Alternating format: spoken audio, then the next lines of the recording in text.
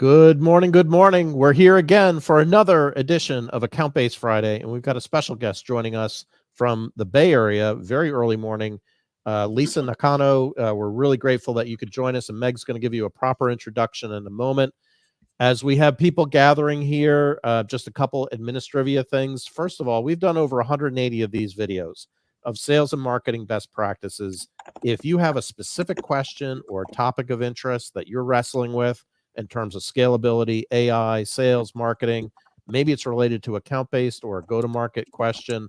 We could certainly help you either navigate you to the right video, or if you have a question, we can navigate you to the right segment in the video. So what we would encourage you to do is like and subscribe to the videos. You'll see in the upper corner of today's screen an easy way to subscribe to those videos that have that best practice treasure trove of knowledge. And so each week we open up with a poll. This week, no different. A little bit different in that we had to go back in time. We had a little schedule hiccup this week, so I did not get out a poll as crisply as I normally do. But what we did do was go back in time, and we looked at an old poll to see a little bit about the whole upsell, cross-sell initiative, given Lisa's background. And you could see here at the time I had mentioned, or the question I ask is, who's responsible in the organization for closing opportunities? And I had selected sales and AE. But Meg, did you have a point of view on this one? Yeah, and I agree with your choice. I mean, if I'm speaking philosophically, I think it's owned by different teams within organizations. But so I would have probably chosen other had I voted on this poll, which embarrassingly I did not. I'm sorry about that, John. But I think having the closing of opportunities really being with the sales team makes the most sense in terms of how you want to separate responsibilities and those kind of commercial versus engagement and impact. I think when you put them together, things can get kind of messy, but that's only my opinion. I am very excited that we're welcoming Lisa Nakano today. I had the pleasure of working with Lisa for a number of years. She joined SiriusDecisions when I was there to lead the found our customer experience practice, and has had a number of both operator and advisor and analyst roles within the customer experience space, and really just knows so much about how different organizations resource and deliver against their customer experience goals. And Lisa and I even had the fun of presenting together at the SiriusDecisions Summit back in the day. So, and as I recall, we threw ring pops out to the audience. So that was a good opening. But Lisa, thank you so much for joining us, and tell us a little bit about your background, just so people have some context, and then tell us your answer on the poll, please. Absolutely. Thank you. And yeah, it has been some time. So yeah, I joined SiriusDecisions, which then became Forrester, nearly over 9 years ago, let's just say.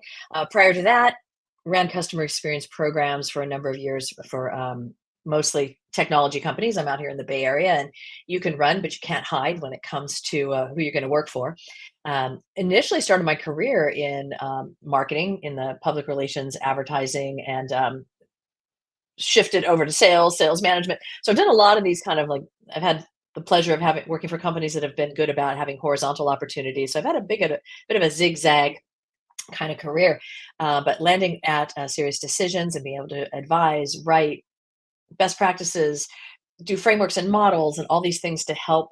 All those things I wish I had time to do as a practitioner, as a job, was such a gift. And then spinning up the service at SiriusDecisions, and then moving over to Forrester to be able to run that service. And then also I was fortunate to also co-lead the demand and account-based marketing service. So an area that I was conversational. I had the opportunity to work with that team and become very close to fluent in demand. So have really had some amazing opportunities to work with the whip smart folks and great clients, and really advance the cause of post-sale in a lot of organizations, not just in tech, but clearly, we also served healthcare, financial services, professional services, the whole gamut of B2B. Recently left Forrester, so like hashtag open to work, to do my little commercial there, but thrilled to be able to talk to you about some of these elements, certainly around the chief customer officer and things that I have seen, and clients I've worked with, and research that I've done as well. And in terms of your poll, This one is super interesting to me because before we went live, I talked to John about like that closing word. Yeah, sales, totally. But there are so many customer success leaders who have come to the realization over time that they need to own a number, and that this like making people happy doesn't tend to be, I don't know, all the best for the career of the leader or that organization if you cannot pinpoint or really, as far as the management is concerned, as far as the execs are concerned, have skin in the game. And what that means generally is either identifying or forwarding or kind of something like getting involved with the certainly upsell and often cross-sell motions, using something, like the iconic kind of revenue management process that we had at SiriusDecisions, where you're working on opportunities, not leads, and you've got types and things, so owning some of those retention, cross-sell and upsell type opportunities through the process, I think is something that CS is really stepping up to do more of. And in conjunction with customer marketing in a perfect world, right? The two in a box is the ideal environment, in my opinion, for this. So, what are the trade-offs when CS starts to own a number? I understand that Mm. the need in some cases to be directly tied to revenue. You put yourself at risk if you're not. That said, sometimes CS teams aren't given the skills or enablement for actually getting to a closed won status on a deal. What are some of the things that you've seen work, and what are some of the things you've seen as hiccups when companies do go that route? I think that the must-haves is some kind of a tight tie to the data science and the tracking of these opportunities, right? So I've often suggested that leaders, don't start to annoy your sales leaders by suddenly being like, grabby, get away from the land grab, the battle skirmishes, all that. But at least have a way to track where you are touching these deals and how you are impacting them. There's often, tried and true customer health scorecards, right? Ways of CS to show the progress that they're making, the milestones that they are helping their clients to get to time to value, and all of these elements that can be proxy certainly for dollars, right? So you start out with touched revenue and you move on to influenced revenue, and then maybe you actually have owned revenue. Now, in SaaS environments, it might be a little cleaner where perhaps CS owns the at scale motion, and the sales proper folks are chasing the larger deals, right? So I come from an inside sales world as well back in the day, and that was often how it worked. Like we own the number for this component of the business, whereas our sales folks owned the other. We also see a straight delineation of renewals, retention and renewals, CS. And then the sales team is, now that's fraught with a little risk, because what if your direct sales team or your sales team doesn't have skin in the game on retention? That can be a little frightening in terms of what they sell and what they promise that then the CS team has to deliver. So there's a whole lot of people, process, technology. Okay, check. But then there's culture. And that's, I think, where it gets the make or break. Like, is the culture one where they're not my customers, they're the company's customers? And then how do we best serve? And the understanding that the org structure is not going to fix things. You can't org your way in or out of a problem per se. You really have to have the end in mind and then build your teams and processes from there. Yeah, that's really It's definitely interesting. tricky. Yeah. It sounds like it's tricky because you've got multiple constituents there, sales, marketing, CS, all ultimately with driving up the revenue.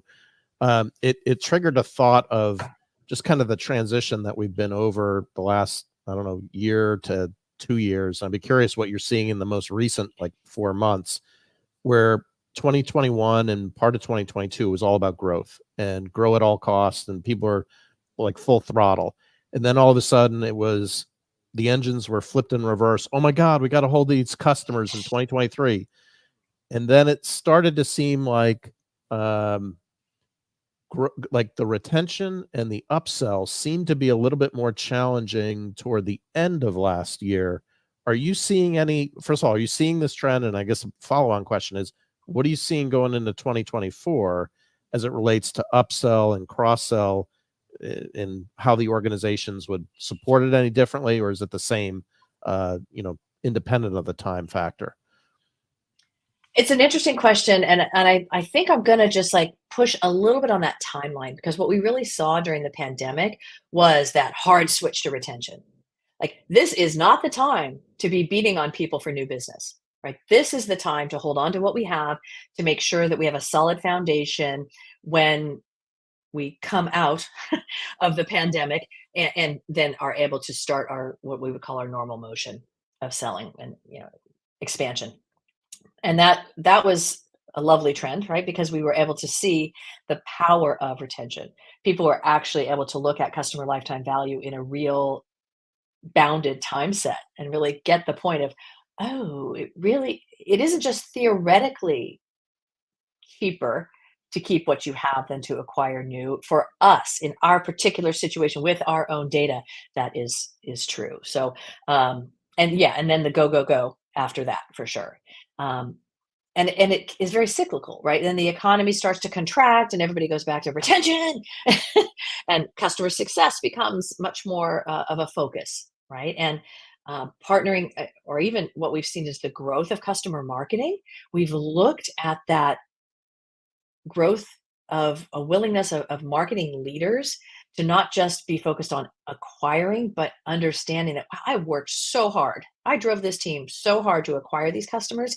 We should probably care about keeping them. Some of the obvious models are, SaaS software, but even companies that sell, manufacturing equipment have a larger and larger component of their business being recurring revenue, being a software add-on, being, whatever it is that they want to do besides sell, the tractor.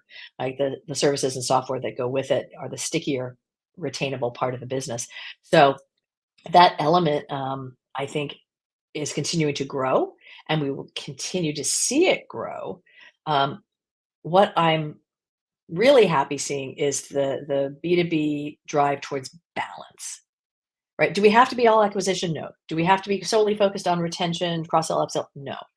But we have to do what's smart along that pendulum for where we are as a business, what our challenges are, what our competitor, the competitive landscape has a lot to do with it. But really being smart about activating the organization around the business imperatives versus chasing what does everybody else do. And this is, I'm being a heretic here, I think, but not just benchmarking against your competitor. Like, what's right for us in this environment? How do we approach our challenges and imperatives with the right competencies and skill sets on our teams, and the leadership understanding that is critical. Okay, so this is an interesting question. Yeah, it's a great question. Thanks, Kanako. Lisa, I'll let you jump in. So I wasn't able to read the whole thing. I just saw kind of CS things, AM.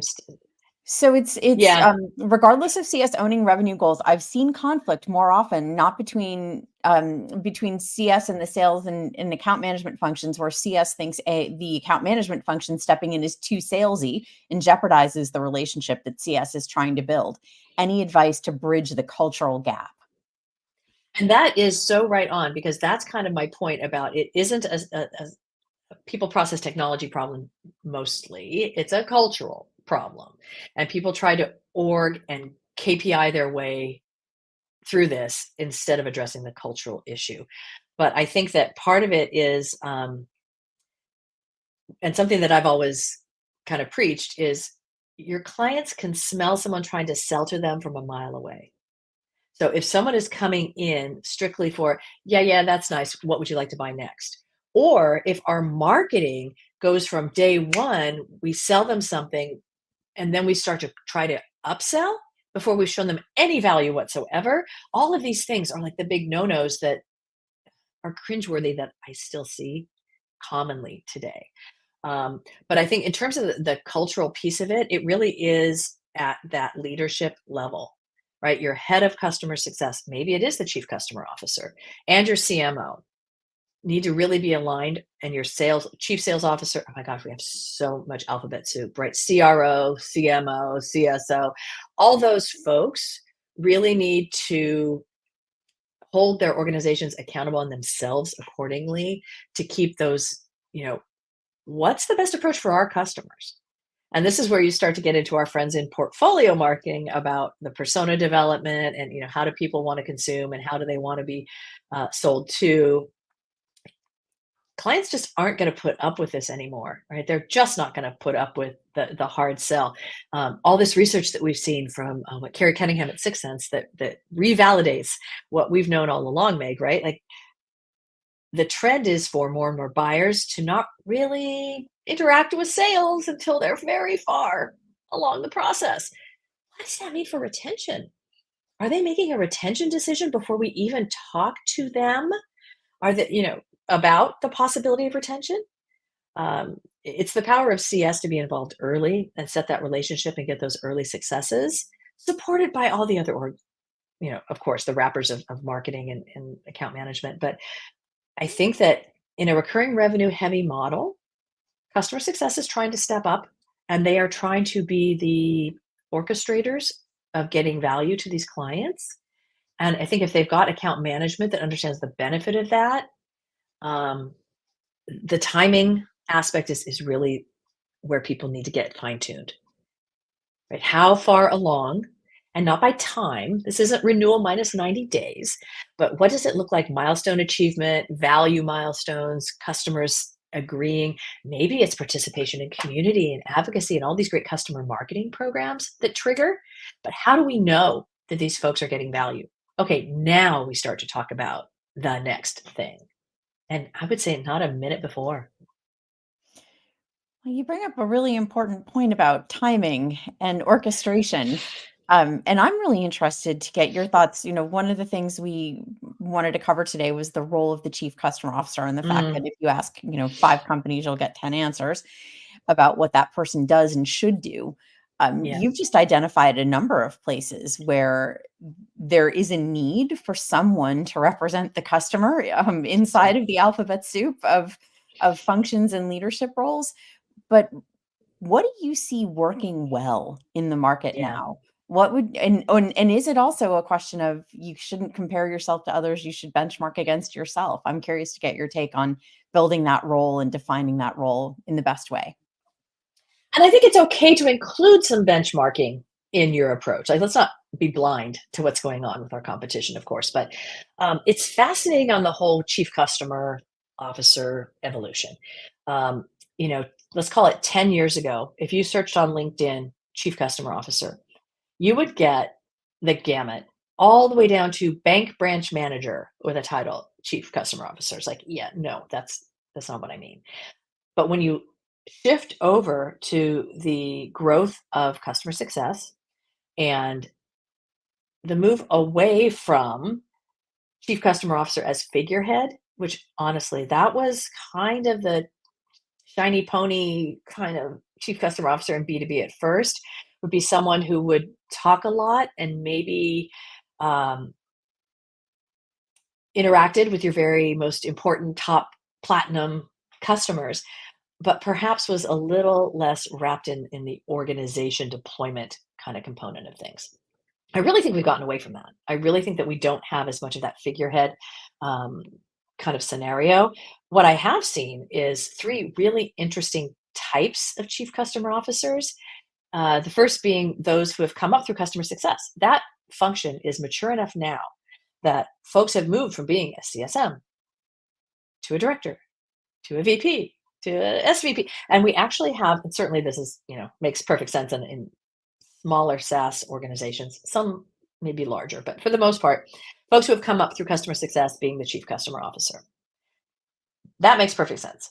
They own customer success. They tend to own all the post-sale stuff. And then I've seen I'll call them the classic one, right? They come from customer support and they've worked their way up from, and this is not necessarily SaaS only or any kind of recurring revenue model only. The folks who have come up from the support side of the house and have worked their way up and chief customer officer there. In those kinds of organizations, they might be larger organizations or BUs of quite large organizations that are running all the post sale. And some of them I've seen a trend of some of them starting to own the pre-sale technical resources, which is fascinating because now you've got your chief customer officer getting out of the classic, existing customer world and into that, the pre-sale motion, if you will. And then the third one is kind of I'll call it the hybrid or Jack or Jane of all trades. And these are the ones who have done all the different things in the business. Maybe they did some sales, maybe they did some marketing, maybe they started in professional services and product of some sort and some element of operational expertise. I'm partial to these people because they kind of mirror my career, but folks who have got exposure and can take a broader view of the entire business and when necessary, kind of call BS on things that people are trying to do because they've been there. There's a little more credibility sometimes in that model. Now, I'm not saying everybody who's a CCO squarely fits in each one of these, but these are the prominent types that I'm seeing. And each makes sense for an organization type at a maturity level. So, if you are all in on, you're a small software vendor, I want a chief customer officer who has that customer success background, like that knows that motion and that can stand tall with the other executives in the C-suite and talk about what customers want, need, what the data shows, how to retain, the most successful strategies for growth, and can partner with the CMO together, honestly, to kind of convince the CFO and the CEO about the what's next and have that credibility and authority. It's just a fascinating time to be in the CCO world or equivalent. Not every company has that title, and that's fine. But the equivalent level of someone who speaks for the customer, but can also understand how to balance the needs of the business. And Megan, I think we used to talk about like dancing on the head of a pin was kind of how we characterized it often. It's like, this is not an easy job. And it's hard to find someone who meets the unicorn requirements that are often, they're looking for. Like, oh, they happen to have led customer success and customer support, and they were a leader in, all of the other things, and they have, an MBA and understand finance and all the other things like this. This is a lot to ask. Definitely is a lot to ask in this environment. And just kind of, as you mentioned, both of your responses on the last two questions, and I'm going to try to tie those two together. I loved how you talked about the milestone based versus the time based, and then the different flavors of CCO. Thinking about our own experiences, typically in our own agency, where we're helping with companies that have deployments of software. And what we noticed with CS is they're typically more junior in their career. They're spread across a lot of accounts, almost too many accounts, and they don't have the full context of the customer situation to be really effective. What advice would you give to either partners like outside agencies who are working with CS or customer experience, or what advice would you give to a new breed CCO that might have this dynamic of maybe very senior and experienced CCO, yet a very junior team that has a lot of responsibilities? It's a fantastic question because luckily we are seeing that change a bit over time. Customer success has become somewhere in the middle of that, a legitimate profession versus an early career. What the heck? I'll give it a try. Right. So early on, it was often a first, second, maybe third job, but mostly very early career. Sometimes there was a split. So when I worked at Equinix, we had our implementation managers, and they were very technical. We came in pretty early on the bandwagon around customer success, especially for a company that's a data center company, to implement a customer success model. We knew that a fair number of those folks were highly technical, and maybe their expertise was not customer facing every day. we were gonna have to, we're gonna lose some of those people. They were gonna churn. Many we churned into other roles in the company, right? We didn't want to lose the people, but they were going to churn out of that role because they were more senior and very technical. So going in eyes wide open with what you have and what you need is job one, of course, for that dynamic you were talking about with a senior leader and perhaps a more junior team. The other thing to understand is when you have a group of accounts, there's going to be a breaking point. There's going to be a point where you can't stretch the number of accounts a CSM has anymore. It becomes unprofitable and just untenable. We hear a lot of CS at scale, digital CS. What are the other phrases? And my colleague Sherry Shrebnick would kill me for not having all those at the tip of my tongue. But the idea that you're going to bring in technology and AI to help perhaps the large number of smaller customers reach their goals in a way that's lighter touch than having a true named CSM.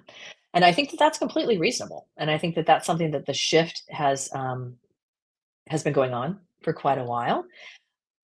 Personally, my philosophy is you need to have an escape button for those clients. They need to have a way to not get completely and only supported through technology and a digital motion. They need to be able to get to a human being. We all understand how frustrating that is when you can't do that. Part of this is the mirroring of what our clients expect in B2B to what they expect in their non-work environment. That has been a pressure that we've all been dealing with for years and years. You cannot think that folks are going to put up with a bunch of nonsense just because it's a work platform or product versus what's happening with Amazon and all the other easy to do business with elements of people's lives. So I think that that's evolving your customer success team to be more mature and more professional and more of an actual legitimate career aspiration is job one. And then also complementing with the digital is probably your best North Star. Lisa, that's actually a great transition to Kelly's excellent question, which Mhm. is thinking about the role of customer marketing and the fact that in a lot of organizations, it can be very tactical. But curious to hear about examples of more strategic customer marketing. That I think would be a great question to close on since we're coming up on time. Thoughts on the intersection of the CCO and customer marketing, and how do you see it elevated in some companies?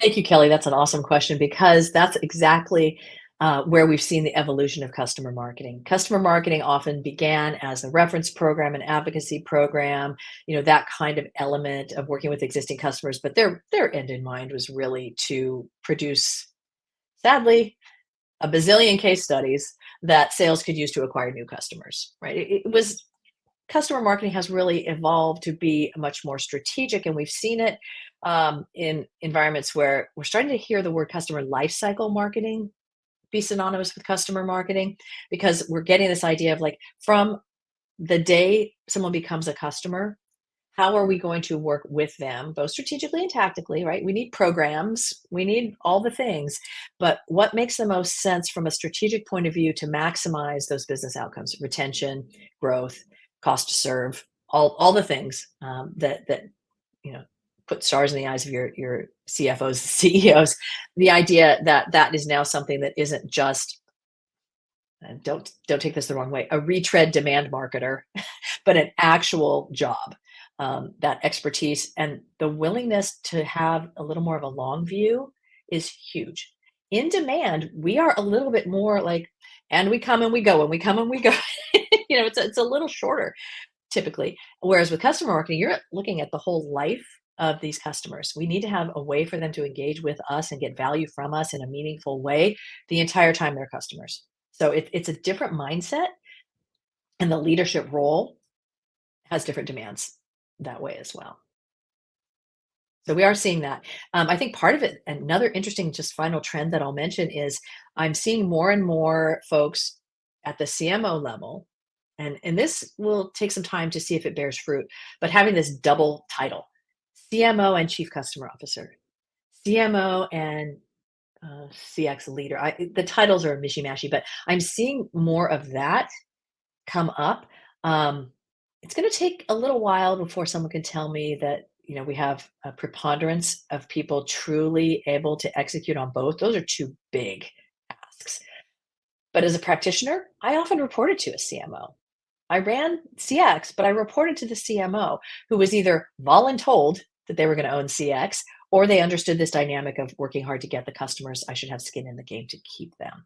So I certainly hope that continues to be something that, where appropriate, that we see that happening as well.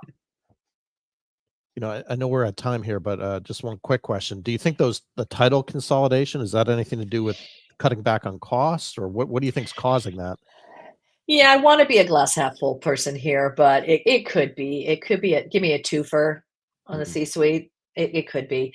I hope the CMO going into the negotiation to become the CMO has something on their plate that says, oh, and I also need to own the customer experience in order to be successful. I mean, I hope that's their strategic goal as they go into negotiate to take that role, not the other way, where it's like, oh, we need you to also own CX because no way we can afford another C-level executive to own customer. I hope it's not that direction. Maybe I'm being naive, but yeah, it could be, John. Awesome. Well, Lisa, thank you for investing time. I know we're a couple minutes over, so thank you for making the time today. And what a great conversation. Meg, any closing thoughts on your side? Yeah, well, I'll echo John's thanks, Lisa. Thank you. I always appreciate learning from you and your My absolute perspective on pleasure. how things can be improved when in the world of post-sale. So thank you for that. And just a little preview, John, if it's okay for next week, we're going to take a break for a week from this Friday. But the Friday after that, we're going to have another of our wonderful former SiriusDecisions colleagues, Jennifer Shapiro, who's leading North American sales at a company called Unbound B2B. And she is in the perfect spot to advise us on how new sales leaders can work successfully with their marketing counterparts, and what are some of the things that new sales leaders really look for from that relationship with marketing. I think it's one of those, it's hard to make, you don't get a second chance at a first impression on both sides. So how do you really set yourself up to be successful? And Jen's had a really fabulous sales career and a lot of experience doing just that. So I'm excited to have her share her experience and expertise on starting off on the right foot and getting back on the right foot, I suppose. For some reason it goes sideways. Sometimes it happens. Yeah. Yes, indeed. But yes, very excited about that. And John, I'll let you close things up, and thank you again. Yes, no, I think we wrap. We'll see you in 2 weeks.